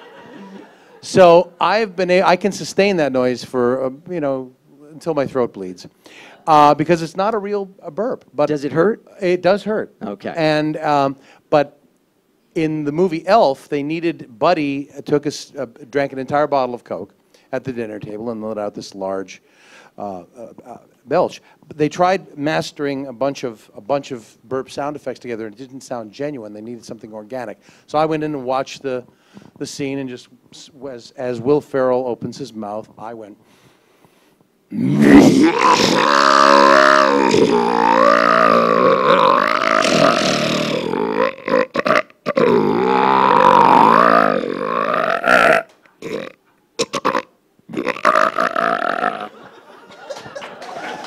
And that's the 15th. See that? Now it gets applause. And they heard about that from the Animaniacs, where I sang in that You voice. sang a song. Where Yakko appears, or Wacko rather, appears at the Hollywood Bowl Jess as the Harnell, great yeah. Wackarati, and I subbed for Jess. I stunt burp for him as and did the Blue Daniel Waltz in that disgusting voice. So. Very nice. But it's a vocal effect. It's purely a vocal effect. So, guys, do you have any special talents like this that we don't know about? God, we hope No? not. I mean, I can work with no sleep. That's pretty good. And you do. What is an average work week for you, Seth? I mean, it depends. Like right now, it's actually pretty leisurely. We've wrapped Robot for the season, and we won't start it back up till January. And so all the other stuff that's actually going is just EP stuff. Which But is you really have nice. other shows on. I mean, we work together on Hulk. Yeah, well, yeah, like I get to do VO stuff. So it's the Hulk and Turtles and Family Guy. That's right now. Right now. Yeah. Okay. But that's easy. It's like once a month. You come in and just do a session. And wait, how does this work? Well, but there was a moment where Robot was in full swing. We were producing our 7th season. I was directing our half-hour special that started the season. I was working on Dads right. all week. Some days were half days, but my Wednesday, Thursday, Friday were all like full days. And then I was doing all the cartoons on top of that. And that was where it was like really taxing because I was just tired. I was just tired and I couldn't actually like give my best in every category.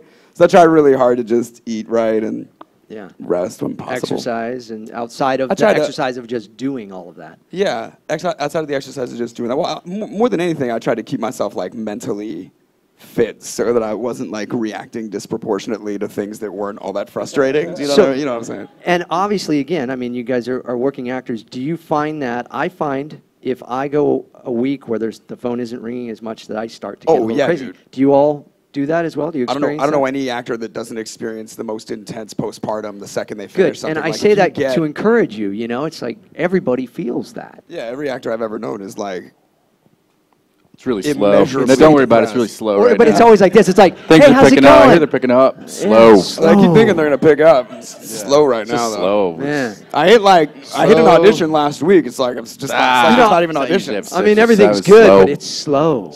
Yeah, slow right now. Man, I was working on this thing a couple weeks ago. Is it slow for you? Is it slow for you? That's the other thing. Are you working? Are you reading a lot? I hear it's slow. It's kind of slow, right? Did you go out on that sci-fi thing? No, I didn't. Let me. It's gonna pick up. It will pick up though. I think the weather's better now. I mean, did you go out on that sci-fi thing? I went in, but I didn't read. I put myself on tape for that. Why I didn't go out on that sci-fi thing? Yeah. It's kind of slow. I don't know if they're even seen anybody yet. I think Phil went in on it though. Yeah. Did he? You know what? What did he do? Because our names are so similar. He didn't tell me. They probably wanted me, and because he's kind of slow. Here it's slow though. So slow. So don't worry. I'm really depressed. It's okay. It's what we all do. I don't know. Maybe it's the weather. Certainly not the fact that I'm not working right now. It's really tough to wrap your mind around the idea that all jobs, even the greatest jobs in the world, come to an end. Yeah. You know, a series runs 7 seasons, like Futurama. You know, 7 seasons, and it took 14 years to do those 7 seasons because we kept getting canceled and resurrected. Yeah. Does everybody know that the show went away and it came back? Yeah. So, but you know, you have to learn to come to the acceptance. I did anyway. That every job will, you know, does that at some point. That's the real reason at the season end of any show when they're like, "Cheers is going off the air," and they show like everybody at the party just crying their eyes out. They're all like, "I don't know what to do on Monday. We're never gonna work on Monday." Yeah, it's not about like. And you always think it's over. Yeah. You know, the thing about the voiceover gig is you can kind of keep a bunch of plates spinning on a bunch of poles like that guy on Ed Sullivan, so that if animation cools down, maybe you've got a commercial campaign going on. Yeah. And if commercials are slow, maybe you're lucky enough to do some promo work for a network or something like that. And you try to always keep different aspects of voiceover going. I mean, that's purely if you're a pure voiceover artist. I don't pursue on camera like my talented friends here. And, you know, for me, it's all about the voice. You're a But you handsome did devil, do. though, man. Well, you're You very could be all kind, over but TV. no, I mean, for maybe Yeah. a big man. But, you know, I Smaller by the day, Mo. I truly, yes, I know. I've cut out all sugar and flour, and I have lost almost 30 pounds in 3 months. Very good. That's a few months. Awesome. Only another 100 to go, but strictly in the voiceover game, and I choose to just give my all to that craft. It's very important to just keep hitting it, just keep going. And I mean, I'll go in, and my agent's here tonight, and I will go in when things are slow, man. It's slow. Sure is slow. So I will walk through the front door of my agency and go, "What do you got to read? What can I read?" I had a 5-month period in 2009 where I worked maybe 3 times in 5 months, and that was it. And I went, they found it. They found the spigot that says, "Oh, you know, here's LaMarche's work, and it's over for him. We found him out. He's been fooling us all." And from January to May, nothing, a desert. And I went in and I kept reading and kept reading. One of the things I picked up was a Lexus spot. And it How'd that work out for you? I ended up getting the Lexus gig, you know. But Wait, you touched on something that I actually think is really important to say, is that no matter how successful you are, no matter how much you've achieved or how many times somebody has applauded for something that you made up, you remain a big neurotic mess. You're still convinced that you're a fraud and they're going to figure it out. Of course. That's just the fact. I heard a great story about Hans Zimmer and Tony Scott having the conversation. You think they're going to figure out that we're fucking frauds? Because everybody feels that way. Everybody feels that way. Yeah, well, that's absolutely. It's the It's actually it's the I'm fooling them syndrome. That's actually a good thing, though, isn't it? Right? Because you don't feel so alone in that. How about taking some questions from these fine folks here? You guys like that? These folks, they don't want to know Because anything. we have some cards. Everybody figured out. We're all reclining. That you can ask some questions, and you guys Thinking might about give that a funny poker game. A funny answer. Yes. Flying aces. All right. This is from Tracy Weisert. Am I pronouncing that right? Tracy? Yes. So it says, as a veteran actor on camera who's just getting back into voiceover, what one piece of advice would you recommend? Besides taking advantage of the Don LaFontaine voiceover lab. Sorry, Don. One piece of advice, guys. Stephen, do you have any? What was the question? And so there you go, Tracy. Thank you. I think these guys are more equipped to, as an actor getting back into the voice world. I think Seth or Maurice. But you work as a voice actor right now. Yes. Is there one piece of advice that you have in your experience where you go, this works for me on this show and on my auditions and things? I feel good about this. Is there any one thing that you really love about it? I think just a trust in yourself that almost borders on delusion. I really think you just have to own whatever it is you're doing. Roll the dice, see how it goes, and like they were saying, then you move on to the next one. But unless you are fully invested yourself and you really, really believe it, then there's nothing really that's going to happen for you. I mean, it's kind of a wild card at that point. But they both had stories of going in with something completely original and off their ass, quite frankly. I don't know if you're quite right, to be honest with you, with the Buffalo Bob thing. But you were creators. Go in and create something and own it. Yeah. And then, then suffer the consequences. That's about my best advice. Yeah, the whole creating thing, I mean, that's something I don't have the balls to do.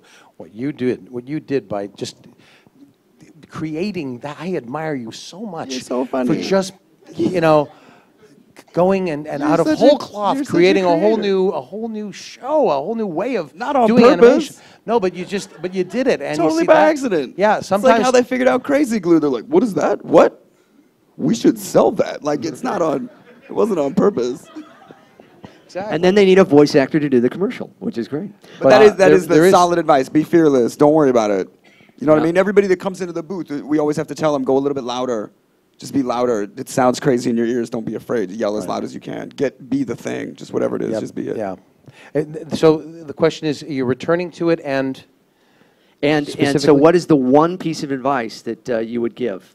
Any recommendation? So each one of you has to have different things that really stick with you. So don't quit. Yeah, stick with it and go in and tell the truth. When you're doing voiceover, stop listening to your own voice. Don't listen to your voice. Talk to one person. Talk to that person if it's a commercial or if you're in if you're playing a part in a show. Very often you have to work alone. Talk to that one person and deliver whatever the scriptwriter has given you to deliver in an honest way. And then, like I said before, leave the room and forget about it. Don't worry whether you get the job or whether they're going to call you back. Just go and carry on and have a good day and make sure that the casting director has a good time while you're there. You're there to help them. Excellent. If you go in worried about helping them instead of worrying about helping yourself, you're going to take the pressure off yourself. Yeah. So that's my little thing. That's excellent. Excellent stuff. Good. Yeah. All right. Hey, quick question. Yeah. Before I get to the next one, quick question. Line readings, do they bug you? I don't mind line readings. I don't mind if somebody wants something really specific. Yeah. And I've had people ask me for line readings, and we always, if they mean it and they're not going to get offended by it. Like you can't give an actor a line reading if they don't want a line reading. Right. But I have plenty of actors be like, just give me a line reading, and I will give it, and then they'll make it their own in that way, and so it does what we need it to do. Because I was in a session today where it was like that. I said, just tell me what you want. I don't mind it. When I walk in, a lot of times I'll go, I don't mind line readings. You guys tell me whatever you want. I mean, do you guys feel the same way? In most it might bug some instances, people. you don't want to be considered a tool. Yeah. But in that instance, I like being a tool for like whatever it is that the director needs. All you want is to give them what they need. Yeah. See, like Stephen, your rhythms are so your own.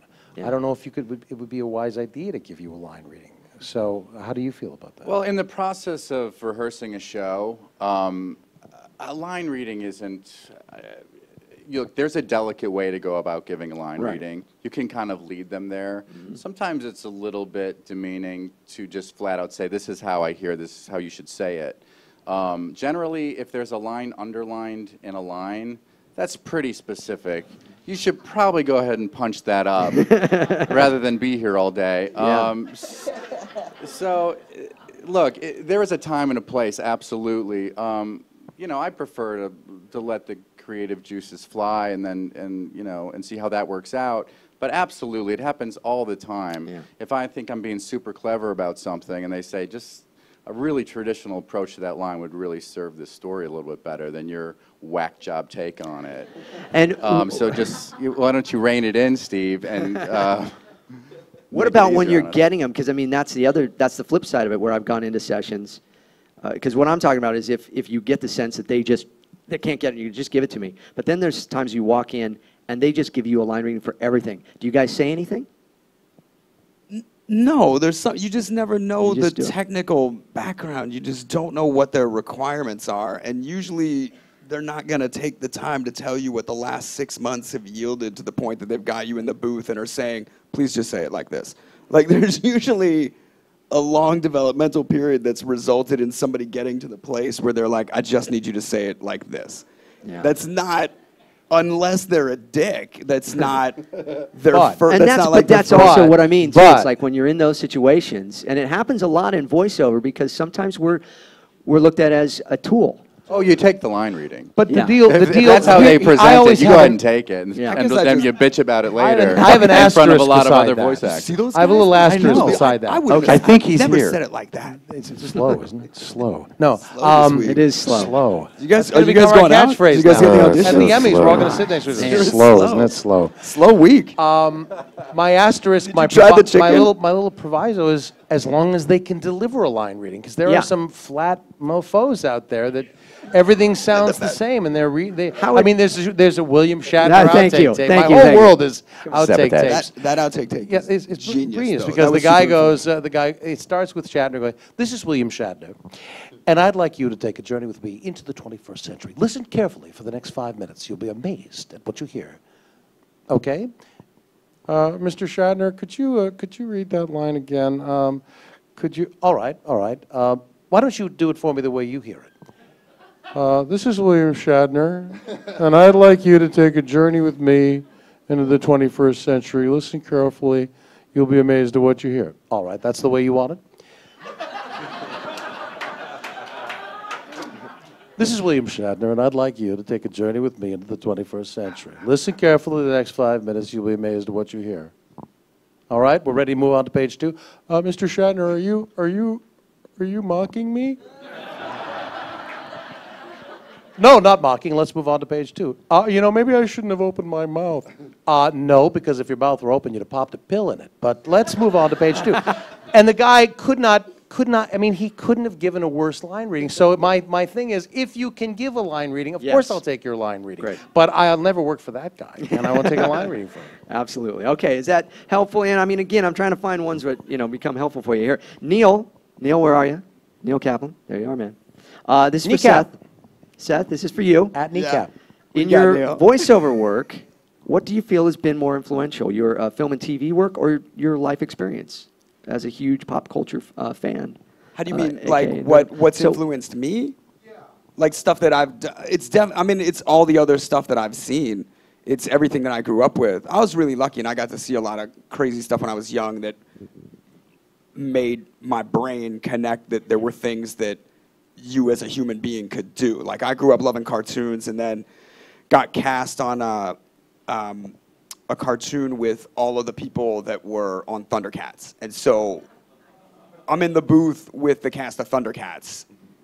and like Bob McFadden is doing all his outtakes like Snarf, and like I can forget the guy's name that did Lion-O, but he did the Mighty Dog.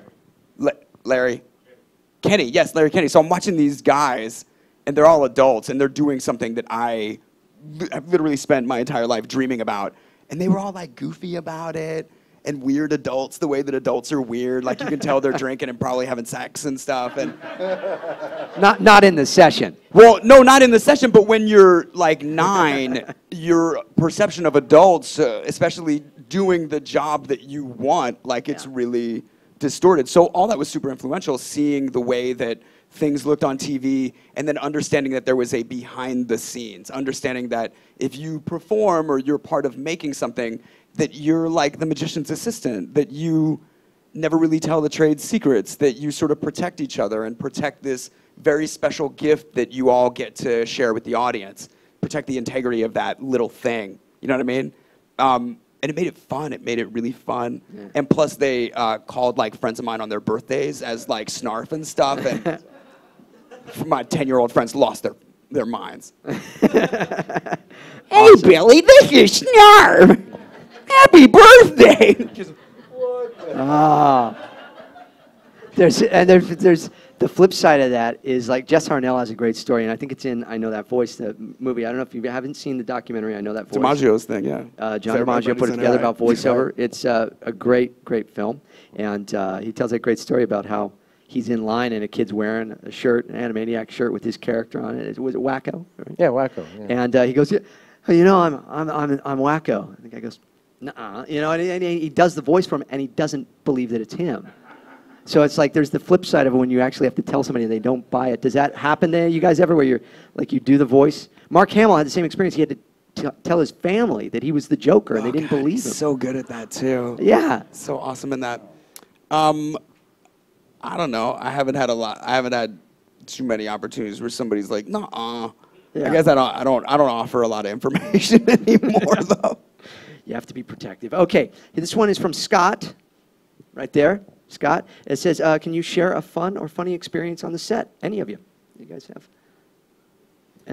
I'll tell you guys something that was really cool when I was really young. I wound up doing a lot of voiceover, again, with the reading thing, because I could read.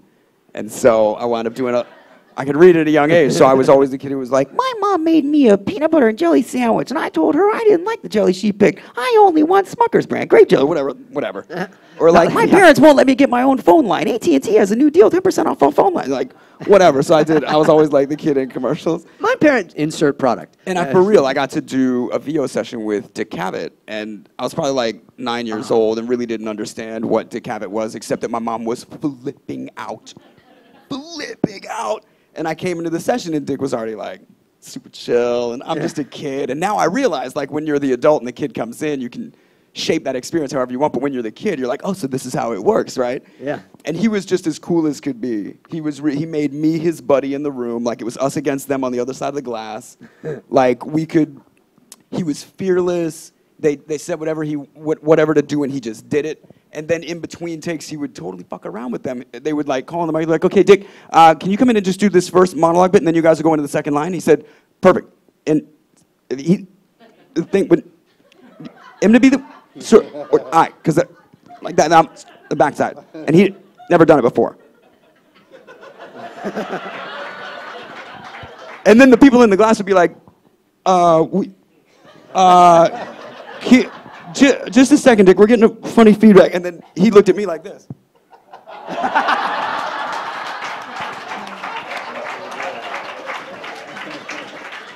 And in that moment, it was the first moment where I was like, oh, you can fuck around in here. Like, all right. Yeah. Mo, you got any? I mean, you've worked with... Nothing funny ever happens to me. I have no funny stories, except for the time where Seth Green tried to have me do the brain have an orgasm, right? While doing an episode of Robot Chicken. It's funny. Whenever anybody says, "Do you have a funny story about?" my brain becomes like a TV, the old style TV that shuts off and then just that little white dot in the middle, just to torture me as it goes away, and it's like nothing. If I'm at lunch, I can tell you a billion funny stories. I got nothing. I'm gonna film that, my dinner with Maurice. Yeah, like, we would make. Yeah. Stephen? We should. We should. That should be the Just fall in podcast. love over Just some us eating. Chianti. Yeah. Just us eating. You're slow. Sure is slow out there. They're having their own Slow. thing over there, but What's that? they're having their chewing own sounds. thing. Just leave them alone over there. They'll do their own thing. It's okay. But Beth Littleford, Slow. you're with Yes. Beth and all these amazing actors Burns. and yeah, they're comedians. And fantastic. did you do stand up? No, You've I never never done did. stand-up? I love stand-up. Yeah. You know, at one time in my life, I was like, maybe I could do that, and then I just realized I couldn't do that lifestyle. There's some sort of addiction, something that's innate, I think, about stand-ups, and they just live in that life and they feed off of it, and they're cool with, playing little clubs all over the country and college campuses, and that just didn't seem appetizing for me. Well, all three of us have been stand-up, so that's nice for you to say. No. No, I'm just kidding. No, It's a hard- that's a- stand-up's a hard racket, No, it's a though. hard. It's a it choice is a hard that gig. you Yeah. gotta really, you gotta live it. I don't know if it's a choice. I stand up. think it's like just something you are. It's like Yeah, it's love like it's like it's something that's inside you and you gotta feed it. I wanted to be a stand-up. I started as a stand-up. I found I didn't have enough neuroses to be a stand-up. And really, you'd go in and because Seth, you started like 12 or 14. You did stand-up, right?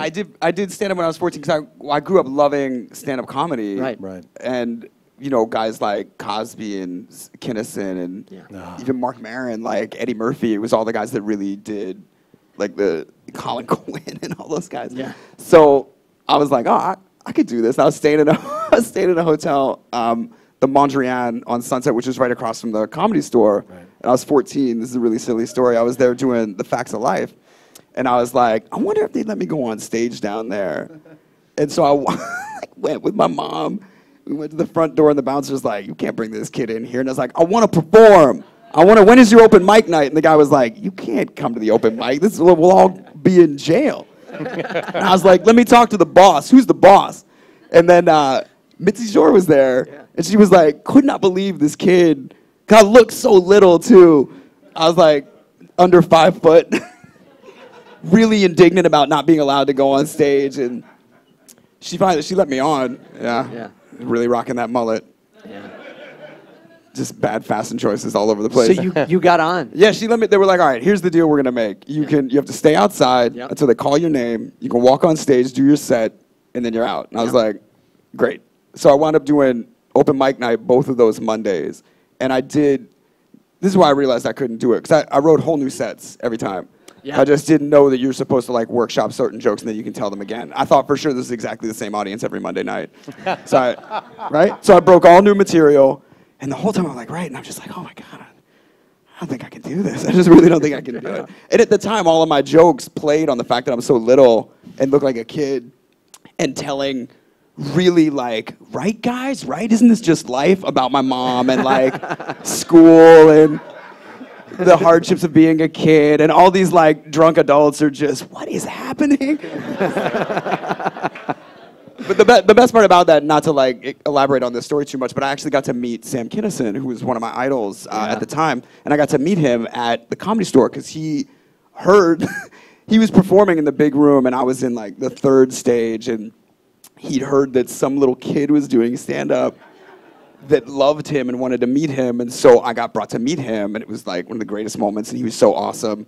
And then he was like, hey man, do you want to stay and see the show? And I was like, I would love, that's all I want in life is to see the show. And he's like, we're gonna get you into the show. Mitzi, anybody who tells anybody anything, this is my special guest. You're coming in tonight. Wow. And I got to watch his show live, which was like one of the greatest experiences ever. Insane. Yeah. But I realized that that's not me. Like, I'm not a stand-up. Well, Maurice, you started as a stand-up. You were in one of the ones that was so influential for me as a kid, wanting to be a stand-up, the 9th of the HBO annual Young Comedian special. Right. The 9th annual. That was like the big one. That was the one. Sam was in that. That was one that broke Sam. That broke Sam. That broke Kinison and exposed him to the world. Yeah, that was a special night in comedy, man. That was. Rodney just showcasing. He loved young comedians. So for people that may not know, so many people their start. I mean, Jerry Seinfeld did his second Rodney Dangerfield there could only be one young comedian special, but Rodney signed a deal with HBO to do 2 more specials from Dangerfields. And, you know, Jerry did it, and Dice Clay. But that night with Kinison was a really incredible night. To get to watch Sam go from absolute obscurity. The only people watching him were people watching him at 2 in the morning at the Comedy Store, you know, which would be me and Carl LeBeau and Jimmy Schubert and Robin Williams. We'd all, you know, make sure we were there to watch his insanity, and then to watch him go on and just take over the young comedian special with the, you know, it's gonna be sand. You know, we'll take you to where the food is. We have deserts in America. We just don't live in them, asshole. You know, and watch the He did the whole run about the Sally Struthers thing and how everyone is on camera like, I we jumped desperately in the need middle food. of it. Why won't you help these kids? And he's like, why are they living in the fucking desert? That's right, yeah. There's no food out there. You can't grow anything. Yep. It was unlike anything we'd seen before. It was amazing. Yeah, I jumped in the middle of the bit. I should have set it up a little more. I was just aware we're running out of time. But you know, Sam, that was amazing. Saget was on that special. You know, Rita Rudner, Louis Anderson, Harry Basil, who went on to have a terrific career as a director. I mean, and there was just so many. It was like a confluence of the energies of comedy that night. It was amazing. Yeah. So it was. That was right around the time where I just kind of, you know, the voiceover thing was starting to happen, and you know, I just kind of saw this as this really great way to be in the business and not run around the country and you know, still just get to earn a living and stay home. And it was great. It's I'm so glad that you chose the voiceover world because you've inspired so many of us, and it's been great. Have we all been having a good time here? Hey, you know, y'all. You want to say that you were here, and you want to say that you're with these guys. So I think that it's time for a selfie. Seth is the king of selfies. So let's do one with all of them, okay, guys? So we're gonna turn around. How's our lighting? Take one with you. Okay. Wait, but this is up to everybody in the room to find the lens. That's gonna be the trick. I'll bet if we get in this oh, here we go. Yeah, this is the proximity. All right. So wait. And then Mo, you gotta get yes. This strong selfie. I really look strained in it though. All right, guys, ready? 1, 2, 3. One more. 1, 2, 3. That's ridiculous. I'll tag you. Ladies and gentlemen, let's hear it for Stephen Poole, Seth Green, Maurice LaMarche. Let's be watching for them, praying for them. They win the Emmy. Thank you so much for supporting the lab. Thank you for supporting the SAG Foundation. And give it up for these guys one last time. And thanks to James Arnold Taylor for being a great moderator. Oh, thanks, guys. Thank you so much. Enjoy. Take care.